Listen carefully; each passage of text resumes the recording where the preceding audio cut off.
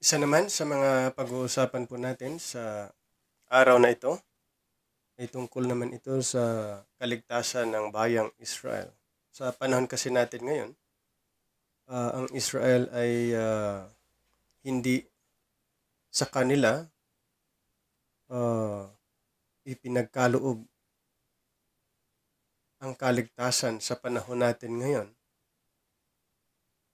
dahil sa kanilang pag-reject sa Misaya na kanilang hinihintay noon pa. Nung dumating ang ating Panginoong Hesus, yun na sana ang time o ang kanilang inaantay na panahon na na mayroon silang tagapagligtas.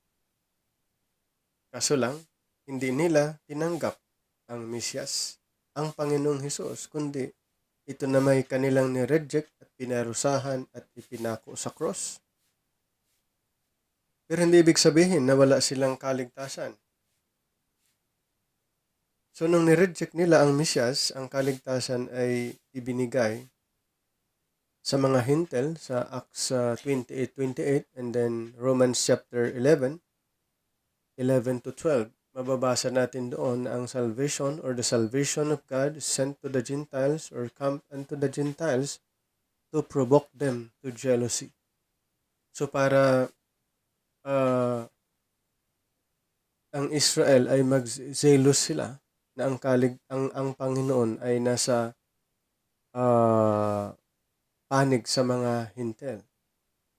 Pero after the fullness of the Gentiles or pag nakumpleto ang bilang ng mga hintel na naging body of Christ or nanampalataya sa ating Panginoong Jesucristo, and then rapture. So after the rapture, ang programa ng ating Panginoon ay ibabalik sa bayang Israel. So ito pong pag-uusapan natin, the Israel's future salvation. So yun po yung topic natin sa oras na ito. Okay, so kung may mga ballpen kayo, papel, pwede niyong isulat ang ating pag-aaralan. At kung may mga tanong kayo, pwede po kayong mag-comment o magtanong. Pwede rin sa email. Sa email address ko, pwede rin po kayong magtanong doon. I-type nyo lang rex@tanchuan.yahoo.com. Or pwede rin po kayong mag-message sa akin 0909-1234-008. So para pag-uusapan natin kung may mga katanungan kayo and then pag-aaralan po natin para sabay-sabay po tayong matuto sa ating pagsasaliksik ng salita ng Diyos. At huwag nyo lang din pong kalimutan din na mag-like, mag-subscribe para maging updated lang po tayo sa mga pag-aaral po natin. So ito po ay dahil sa pandemic, nagkaroon tayo ng ganitong klaseng pag-aaral pero may purpose din po dahil kahit saan man tayo, nasa bahay tayo, kahit saan pwede tayong mag-aral sa salita ng Diyos. Ayan. Kaya pwede nating i-share ang pag-aaral po natin. Pwede nating ituro din po kung saan man tayo. Kung ito ay nakakatulong sa inyo, nakakatulong ang ating pag-aaral, ay pwede nyo din pong ituro. So wala naman pong problema kasi talagang ito ay mandate din po na ibahagi natin ang salita ng Diyos. Okay, so umpisa na po natin ang ating pag-aaral. Israel's future salvation. Today, Israel is not enjoying their covenanted political status over the Gentiles and has fallen from their spiritual status before God. Ganun po ang nangyayari sa mga Israel sa panahon po natin ngayon. They're not actually enjoying their covenant. Ang Israel, alam po natin na sila ang covenant people, chosen people, the children of God. peculiar people. But now, they're not enjoying their covenanted political status over the Gentiles and has fallen from their spiritual status before God during our time. So this has led some to think that they will not be reestablished in their former position. So ganun po ay talagang may ganung kaisipan na mai-establish pa ba ang kanilang former position. So yun po ang mga idea na pwede nating i-consider. So possible na maraming mga nag-isip kung may ma-re-establish pa ba ang dating posisyon ng bayang Israel. So alamin pa po natin. During Paul's ministry, the Romans knew that Israel was promised a kingdom where they would reign over the Gentiles. So during Paul's ministry, tandaan po natin, during Paul's ministry, ito po yung time of the the Gentiles, na kung saan ang pabor or grace ng Panginoon open sa lahat, Jews and Gentiles. So Paul's ministry, the Romans knew that Israel was promised a kingdom, yes. So Christ had come, but Israel's salvation had not. Okay, Christ had come, but Israel's salvation had not. So they began to doubt whether the promises to Israel would have any real effect. Kasi noon pwede na ang Panginoon darating, tapos hindi pa naligtas ang Israel, babalik siya kung ang Israel ay naniniwala. Pero sa puntong ito ay hindi po siya ay babalik para matupad or ma-fulfilled. Yun nga ang propesya or yung mga promises ng ating Panginoon sa kapanahon na noon. Kaya temporarily na-interrupt ang programa ng ating Panginoon para sa bayang Israel. So temporarily lang po yun. Pero darating po siya, babalik po siya at maghahari sa bayang Israel kung yun, may condition kung ang Israel ay maniniwala. Pero ayon nga sa prophecy, ang Israel ay maniniwala sila after the rapture. This is far from the truth. Paul dispels this idea in chapter 9, 10, and 11 of Romans, beginning with, not as though the word of God has taken none effect, in Romans chapter 9, verse number 6.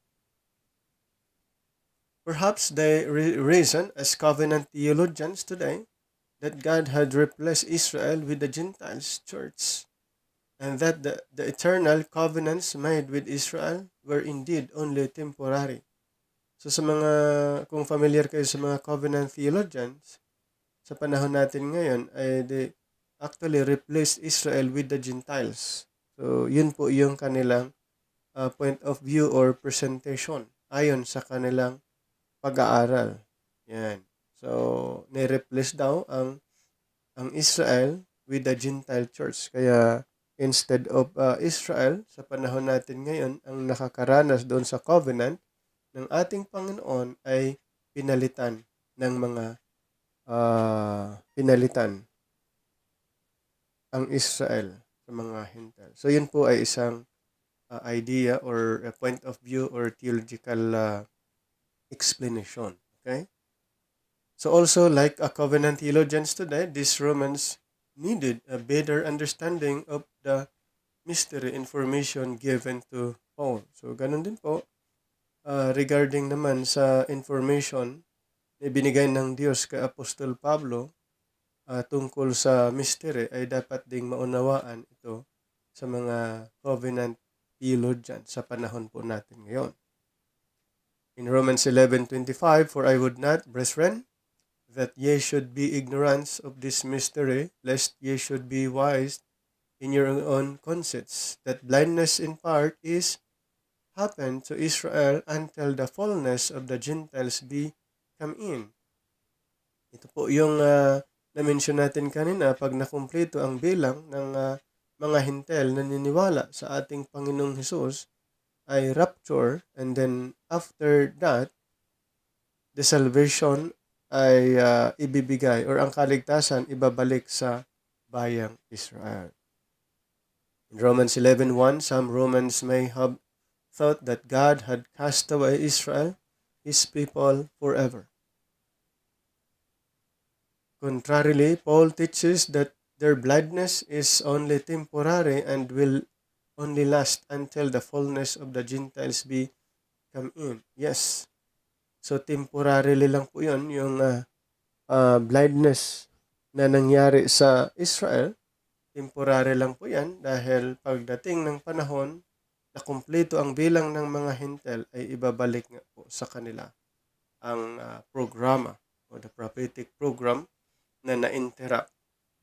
So just as natural branches will be grafted back into their own tree, so all Israel shall be saved, as it is written, Romans 11:26. Ganun po. After the rapture, babalik sa Israel ang kaligtasan ayon sa ipinangako ng ating Panginoon. Kasi sila nga ay sila yung covenant people, talagang ang Panginoon ay nakipagtipan sa kanila. Nagkataon lang na nung nireject nila ang Mesias ay ang kaligtasan ibinigay sa mga hintel. Pero after ng rapture, pag nangyari na ang rapture, ang body of Christ ay pupunta na sa langit. Ngayon, ang programa na temporarily na naputol, ibabalik sa bayang Israel para matupad ang ipinangako ng Diyos para sa kanila. Okay? So, though Gentile salvation in this dispensation is a glorious manifestation of the grace of God, so the fullness of times will be greater still. Wow, napakaganda po.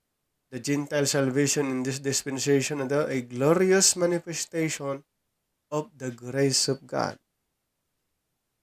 Bakit po? Kung balikan natin ang background ng mga hintel, sila po ay talagang hiwalay sa Diyos. Walang pag-asa. Walang Kristo. At sila ay dayuhan. Sila ay kaaway ng Diyos. Kaya ito yung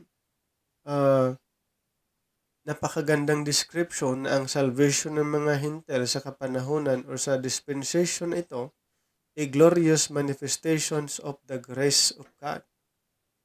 Ayan po.